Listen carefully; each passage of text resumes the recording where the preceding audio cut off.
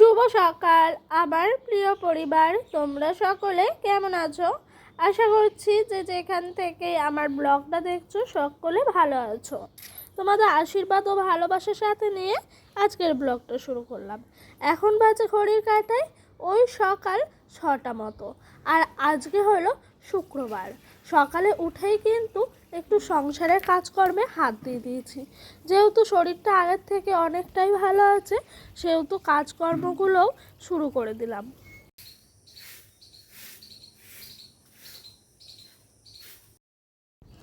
আর জানো তো, সকাল সকাল যদি সংসারে বাসি উঠানটা ঝাড় দেওয়া হয়ে যায়, তাহলে না সংসারে অনেকটাই আয় উন্নতি বৃদ্ধি পায়।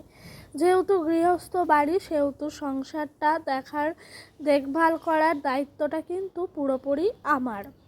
যাই হোক, ওই দিক দিয়ে উঠানটা ঝাড় দিলাম, আর এই দিক দিয়ে শ্বশুরমশাই দেখছি কিছু বাসনপত্র কালকেকার রাতের বাসি, সেগুলো এনে উনি এখানে রেখেছেন। তো এই দিক দিয়ে এগুলো একটু মাজা ধোয়া করে নিচ্ছি। আর শাশুড়ি মায়ের নাকি আজকে আবার শরীর খারাপ। কি করা যাবে, বাড়িতে আজকে আমি ভালো তো কালকে আরেকজন খারাপ, এরকম করেই চলছে। যাই হোক, বাসনগুলো কিন্তু ঝটপট করে মেজে নিচ্ছি। আর রোদ্দুরও বেশ ভালোই উঠেছে জানো বন্ধুরা। এত রোদ্দুর উঠছে কি বলবো, সকাল হলেই মনে হচ্ছে যেন বাঘের মতো রোদ্দুর উঠছে।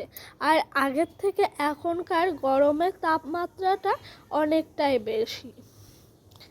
তোমাদের সঙ্গে গল্প করতে করতে আমার বাসনগুলো কিন্তু সমস্তটাই সুন্দর করে মাজা ধোয়া করে নেওয়া হচ্ছে।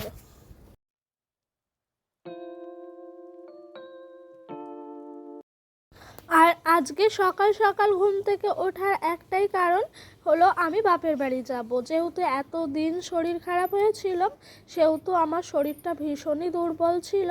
তাই মা বলছে কিছুদিনের জন্য অন্তত রেস্ট নিয়ে যা, ছেলেটাকে অন্তত আমি দেখি, তুই একটু রেস্ট কর।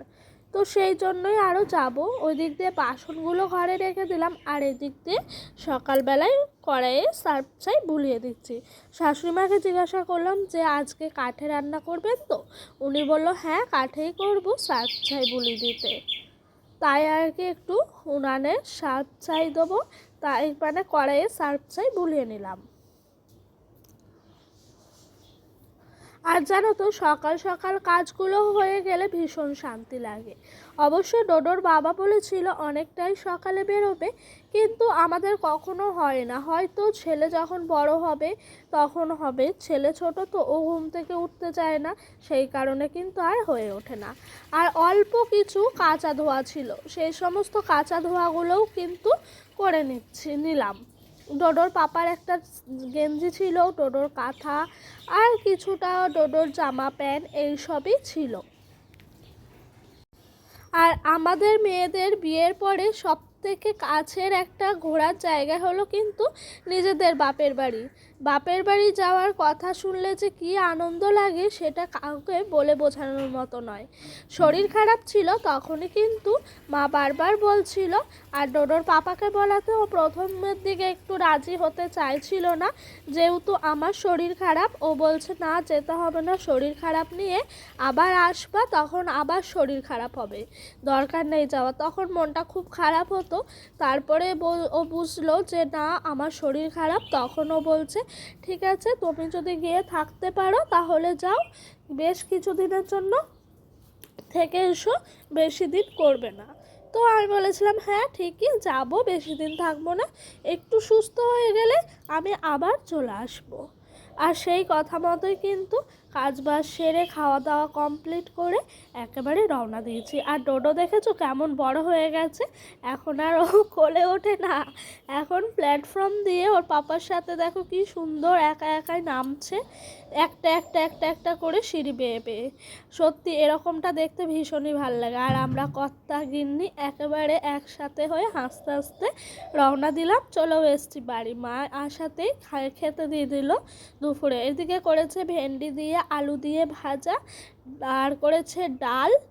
আর ওই দিক দিয়ে আমার সব সবচাইতে পছন্দের খাবার করেছিল একটু বাটা মাছ দিয়ে সর্ষে পোস্ত দিয়ে ঝিঙে পেঁয়াজ দিয়ে চচ্চড়ি। এটা আর ডালটা আমার ভীষণ ভাল লেগেছে, যেন কটা ভাত শান্তি করে খেলাম। এতদিন তো খেতেই পারিনি।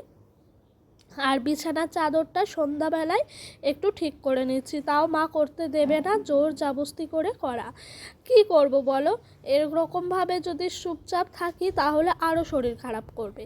সংসারের একটু খুঁটিনাটি কাজগুলো যদি করে থাকি তাহলে কিন্তু শরীরটাও ভাল লাগছে আর নিজের মনটাও অনেকটাই শান্তি পাচ্ছে। বাড়িতে আসার পরও একটু জ্বর এসেছিল, ওষুধ খাওয়াতে সেই জ্বরটা কমে গেছে।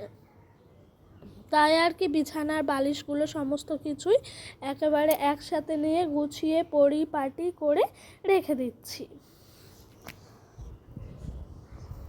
আর ওই দিক দিয়ে ডোডোর তো আনন্দই আত্মহারা, যেহেতু এতদিন পর নয়, এই কিছুদিনের মধ্যে আবারও মামার বাড়ি চলে এসছে। সত্যি বলতে মামার বাড়ি বলতে প্রত্যেকটা মানুষেরই আলাদাই একটা ফিলিংস। আর এদিক দিয়ে কিছুটা দুধ নিয়েছে মা 500 মতো। দুধটা বললো কিছুটা তুই খাবি বলে নিয়ে রাখ, আর না খেলে দুধটা একেবারে ফ্রিজে ভরে রেখে দে। তাই খাবো না সেহেতু ফ্রিজে দুধটা ভরলাম। আর যেন ঝুড়িটাও নিয়ে এসেছি ভরবো বলে, কিন্তু ঝুড়িটা না হবে না ভরা, মানে রাখা হচ্ছে না।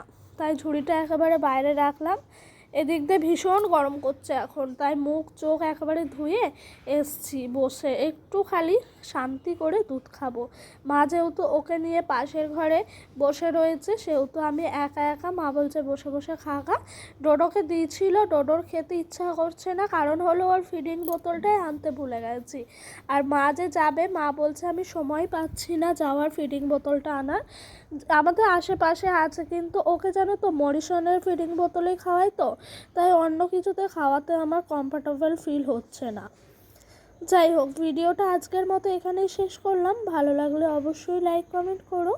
আর যদি আমার ভিডিওটা তোমাদের আরও ভালো লেগে থাকে, চ্যানেলটি সাবস্ক্রাইব করে পাশে থাকা বেল নোটিফিকেশানটা অন করে দিও, আমার নিত্যদিনের ভিডিওগুলো তোমাদের কাছে সবার আগে পৌঁছে যাওয়ার জন্য। আর এই দেখো, এদিক দিয়ে মা কিছুটা তোমার আম শর্ত করতে দিয়েছে কাঁচা আমের, তো ভীষণই ভাল লাগছিল দেখতে। তো বন্ধুরা বাই, সবাই ভালো থেকো, সুস্থ থেকো, নিজেদের শরীরের খেয়াল রেখো।